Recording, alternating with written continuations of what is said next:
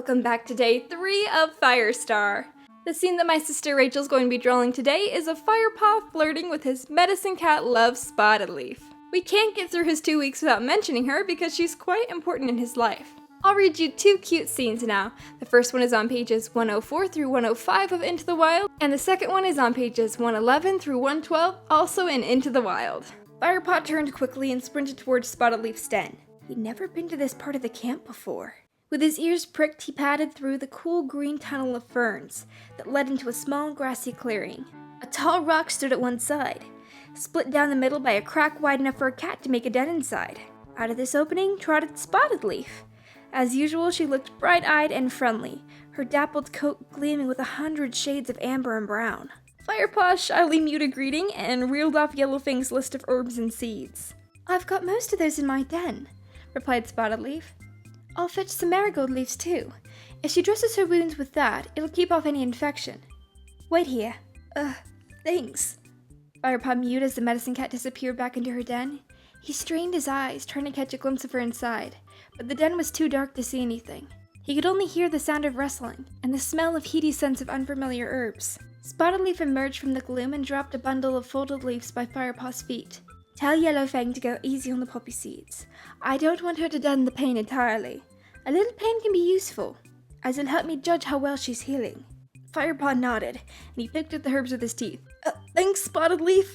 He mewed through the mouthful of leaves, and then he headed back down the fern tunnel into the main clearing. Firepaw headed down the fern tunnel that led to Spottedleaf's den. As he entered the clearing, he could see Spottedleaf was preparing some sweet-smelling herbs.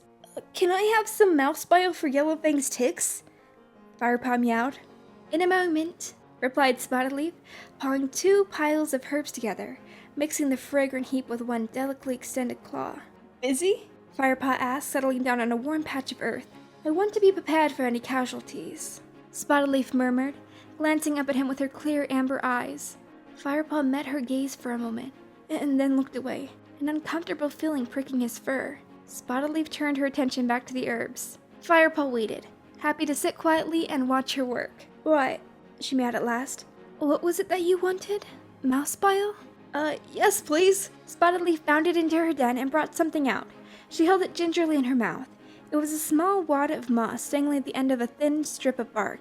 She passed it to Firepaw. He tasted her warm, sweet breath as he took the bark strip between his teeth. "The moss is soaked in bile," Spottedleaf explained. "Don't get any in your mouth or you'll have a foul taste for days. Press it onto the ticks and then wash your paws. In the stream, not with your tongue." Firepaw nodded and trotted back to Yellowfang, feeling suddenly cheerful and tingling with energy. A lot of people really don't get where or why fire in Spottedleaf is a thing, but I kind of get it, even though I ship him and Sandstorm more. But I'll explain my theories about the relationship. So, in life, Spottedleaf was just a cute medicine cat. Firepaw had a crush on her, and she was intrigued by him, coming from mysterious origins of him being a kitty pet and all. But when she died, in StarClan she learned more about Fireheart's future, and the meaning of the prophecy she received about them. Fire alone can save our clan. And that's when her true interest in him became. She was able to see all that Fireheart would become, and she wanted to help him with his destiny by being a starry guide to him. And maybe a starry girlfriend too. And so it was with their dream connections that they grew closer. Fireheart liked Spottedleaf because she understood as a medicine cat the special power of being able to receive prophecies through dreams, which Firepaw got as a normal warrior, which is kind of strange. So their alike qualities made them bond, even though he was alive and she was not. It's not exactly a healthy relationship, always being like, "Oh, when I die, I'll finally be with you." So it's a good thing that Spottedleaf later freed him to become Sandstorm's mate. And it's kind of good that she died in the battle in the Last Hope so that her and Firestar could not be together in StarClan. Can you imagine how upset that would have made Sandstorm? Yeah, your mate's not going to spend his time in StarClan with you. He promised that time to Spottedleaf. Excuse me? That would be Sandstorm. I'd love to hear in the comment section down below what you think about the relationship between Firestar and Spottedleaf. Do you ship it?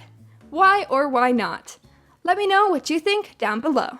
Well, I hope you enjoyed that video. Make sure to go and check out the video over on the side of my last speed paint. And click that subscribe button so you can always be notified when I make my next video. Alright guys, Thank you all so much for tuning in. I'll see you soon with the next speed paint. Bye-bye!